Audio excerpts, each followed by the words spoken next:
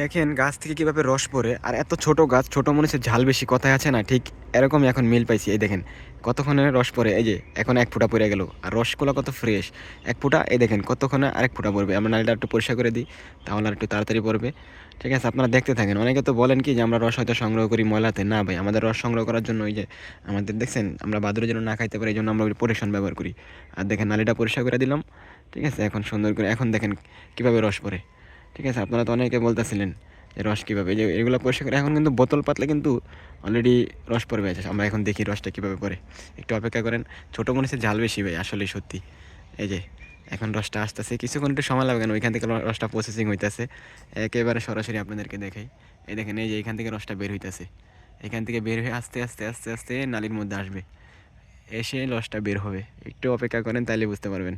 এই যে রসটা আসতেছে, এই যে রসটা আসতেছে, এই যে আপনারা কি দেখতে পাচ্ছেন কিনা জানি না, এই যে রসটা আসতেছে, দেখছেন একটু একটু করে। আর এই দিক কিন্তু ভিজা গেছে রসে। ছোটো গাছ হলে কী হবে, এই গাছটা বড় গাছ ওরকম পরিমাণে রস হয় না, এটার মধ্যে যে পরিমাণে রস হয়। এই যে আসতেছে, আমরা কিছুক্ষণের মধ্যে দেখবো, কারণ ওইখান থেকে রসটা আসতেছে। এই যে একেবারে এইখান থেকে রসটা একেবারে সুন্দর করে আসতেছে। খেয়াল করেন একটু ভালো করে। এই যে এই দেখেন একেবারে কাছাকাছি চলে আসছে। হ্যাঁ, এই যে মানে একটু পরিষ্কার করাতে একটু তাড়াতাড়ি বের হইব, এখানে আসার পরে রসটা পড়ে যাবে। কিন্তু এই গাছে কিন্তু ভালোই রস হয়। ঠিক আছে? আপনারা দেখতে পারলে বুঝতে পারবেন। এই যে দেখেন আব্বু অলরেডি আইসা পড়ছে, সেই রস ২ হাঁড়ি সেল দিয়া ওই যে আইসা পড়ছে, দেখেন। আর এই যে দেখেন কীভাবে রসটা পড়তেছে, দেখেন।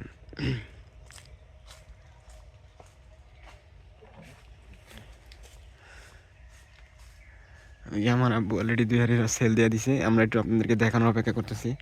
আব্বু অলরেডি চলে যেতেছে। ঠিক আছে? সে মাত্র রস সেল দিয়ে আসলো, আমিও চলে যাবো। এই যে রসটা কাঙ্ক্ষিত আমাদের সেই রস, এই যে সেই রস কিছুক্ষণের মধ্যে আসবে, কারণ পরিষ্কার করতে একটু লেগে যায়, আসছে। এখন থেকে দেখবেন পড়তেই থাকবো, কারণ রসগুলো এখানে জমা হয়। জমা হওয়ার পরে সুন্দর করে রসটা আসে। এই দেখেন রসটা আসতেছে, দেখছেন? এখন থেকে পড়তেছে ১ ফোঁটা, ১ ফোঁটা, আরেকটু, আরেকটু দেখি। হ্যাঁ, এই তো দেখছেন, আরেক ফোঁটা। গাছটা না দেখালে তো আপনারা বিশ্বাস করবেন না গাছটা কত ছোট। এটা কিন্তু অনেক ভালো রস পড়ে। ঠিক আছে? ওই দেখেন এখন কিন্তু পড়তেই আছে। এই দেখেন আরেক ফোঁটা।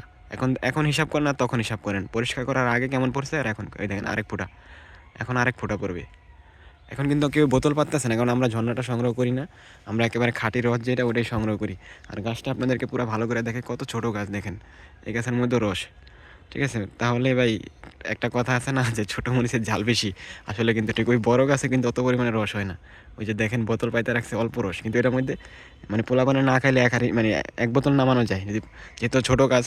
আর এইখানে মনে করেন বাড়িঘর আছে, মানুষজন নামায় খাইয়ে ফেলে রাত্রে, আর পাশে রাস্তা, তো এই জন্য মনে করেন মানুষজন নামায় খাইয়ে ফেলে। ঠিক আছে ভাই? তো আপনারা তো দেখতেই পেলেন, একেবারে সরাসরি দেখালাম যে রস কীভাবে গাছ থেকে পড়তেছে, আরেক ফোঁটা, দেখছেন?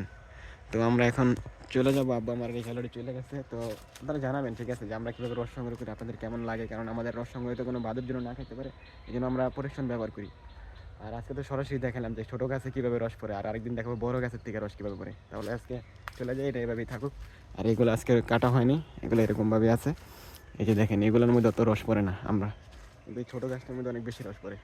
তো সবাই ভালো থাকেন, আর জানাবেন বড় গাছের রস দেখাতে চান নাকি ছোটো গাছেরটা দেখতে চান, অবশ্যই।